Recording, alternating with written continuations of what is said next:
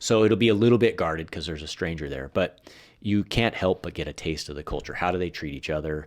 What kind of humor do they have? How often are they interacting in a positive way? Are they interacting in a negative way? Is the Are the citizens, how do they respond to right? the sight of that uniform showing up? And so I think during a ride along gives you a chance to go, would I like to work here?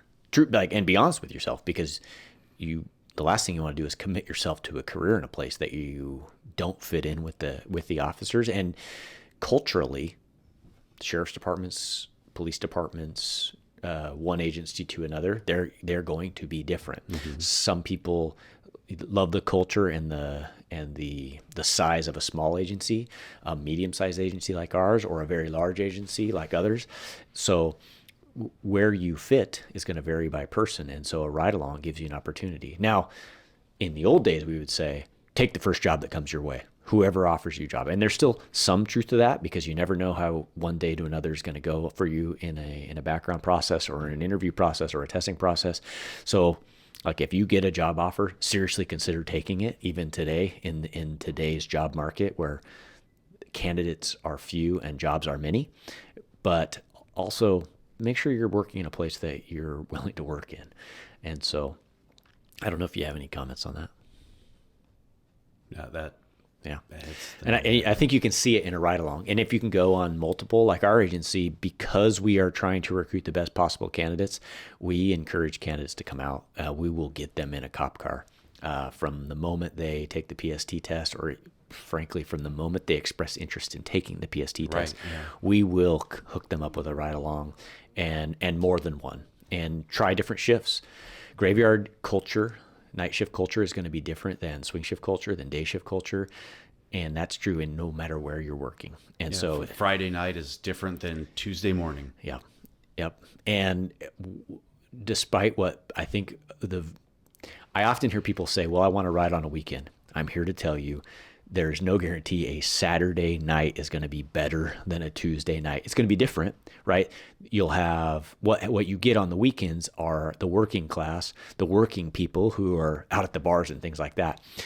But that is just a sliver of what we do. And so Tuesday, Wednesday, Thursday nights can be every bit as bananas, and in a lot of ways busier than a weekend night, where the bulk of the people who are out and about are just normal folks. So try different days, try different shifts, try different departments. Exactly. Make sure you pick an agency that you're willing to work at. We often get the question of why us. And as I talk about our agency, I talk about things that allow you to do things other than patrol. Patrol being the backbone of any police agency. Mm-hmm. But what else can you do other than that through your 20 plus year career? And I talk about the numbers of people that do things. And we work for an agency that we're blessed that we have a lot of different opportunities for being a medium size. And the way that we approach training, in-house training, we don't outsource a lot of our training. We'll send people to go get trained and bring it to us. Mm-hmm. And opportunities to ride bikes or fly drones or just all these other ancillary things. Do SWAT, things. do detectives, do street crimes. Detective, street crime, canine. Yeah. Agency A may be a bigger agency, but how many people percentage-wise are doing those things? Yeah. We recently, a couple of years ago, had a bike class, and administration said, who wants to be a bike officer? Everyone who raised their hand got to be a bike officer. Yeah. Now, in a bigger agency, they may have a dozen bike cops, but how long are you going to be a patrol officer until you build a resume to go through a selection process to maybe get one of those spots? Yeah, right. Right? So, or you don't want to do that, or you want to do civil evictions of people. Well, don't go to a police department, go to a sheriff's office. You want to work major traffic reconstruction, consider the Washington State Patrol. Yeah, right. They're experts at it. Yep. And they have a lot of extra detective type things that you can grow into and be all across the state. Yeah. I've mentioned before, I started at a smaller agency, and I was afforded a lot of opportunities there, and so I don't regret the start I I had. But I do remember very specifically, right before I left for the police academy, I was driving around with another officer waiting to go to the police academy, just buying time, just riding shotgun. And we were sitting at a blinking four-way stop, and the officer, he was grouchy that night or something, and he says, ugh. And he said something negative about like just basically being bored. And, we hadn't had a call for service in a while, and he was bored, and he's sitting at this blinking four-way stop, and I'm 21 years old, and I'm like full of fire, and I'm ready to like get back and do cop work.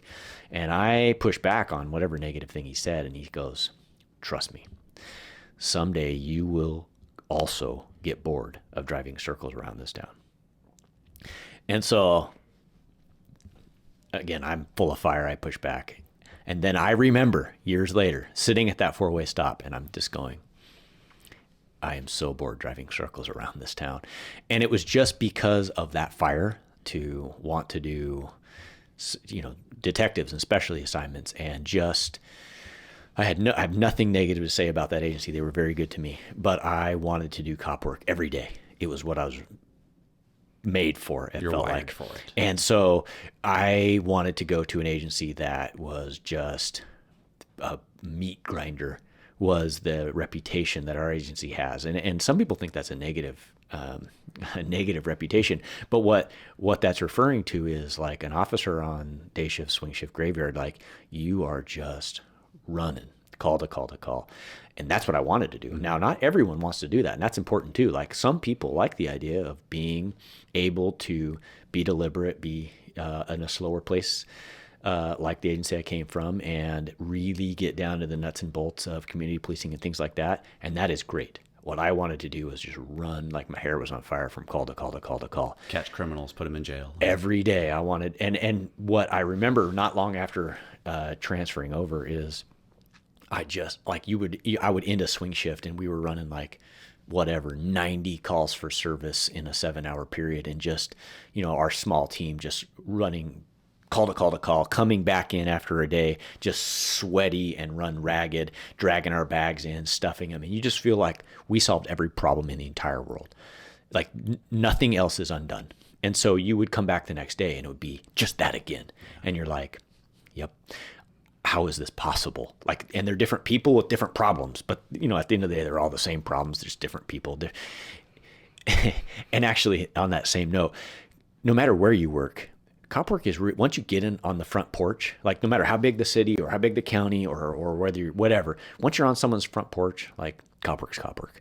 I've trained with cops from East Coast to West Coast, from the South to the Pacific Northwest, and cop work is cop work. Once you're in someone's living room, it's professional problem solving and life coach. And so, but that's what I wanted. I wanted to turn over rocks, go to the jail several times a day. I wanted to run like my hair's on fire. That's not for everyone. And that's important to consider too. Yeah. So, well, we have gotten through the entire hiring process. We've talked about every element of it up to the command staff interview, which essentially is just another oral board.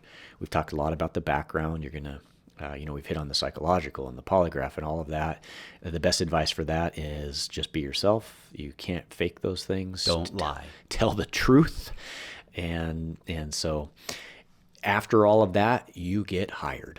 And I think in another episode, another day, it would be worth, that's just the beginning. And so it would be worth diving into another day how field training is going to look, how the basic academy is going to look, and how you're, I think, doing the best career, the best job you can do in the entire world, if it's what you're cut for. But also the training phase is grueling. Probably no matter where you work, especially where we work, it can be grueling, because now that call to call to call, running like your hair's on fire, you're doing that with a basic academy credential without a clue. With someone sitting next to you, grading you every day. Every, 30 some metric measurements. every single day you are getting a performance review. Because guess what? The world, you're running call to call to call and you are clueless, but the world doesn't care. It doesn't know. It doesn't know that the cop in the driver's seat is a rookie. The calls just keep coming in. Oh, some of them know the cop is a rookie. Yeah. But that's another story. That's another story. So I don't know how long this has gotten, hours long probably, but I think for anyone who's looking to get into a career in law enforcement, to serve the role of police officer, sheriff's deputy, Washington State Patrol, Oregon State Police, whatever the case, I think that this would be helpful. We do draw from some experience. You personally are sitting on those oral boards. I personally oversee the hiring process for new hires at our agency that are coming up through the background sergeants, and so we do have a perspective. I think that it's useful, and so hopefully this has been helpful. Hopefully you'll come back. And because we have served, and we didn't get into this, but we have served together now for over a decade in the same agency. We have served, prior to that, we have served as officers in different agencies. And then we have served as, you have been my supervisor. We have been peers. I've been your supervisor. We have served in every capacity imaginable. We served in detectives together, which was some of the best times of my career and some of the best cases we've ever worked. We worked very closely. And so I'm setting us up because we have a lot of stories in common. And I am going to run out of stories to tell by myself. And sometimes it's nice to take a breath. And so I hope that you'll come back. I hope that you will share some stories. Parting words. I'm McNew, and this is Duty, Grit, and Grinds. Thanks for watching. Yeah, I just want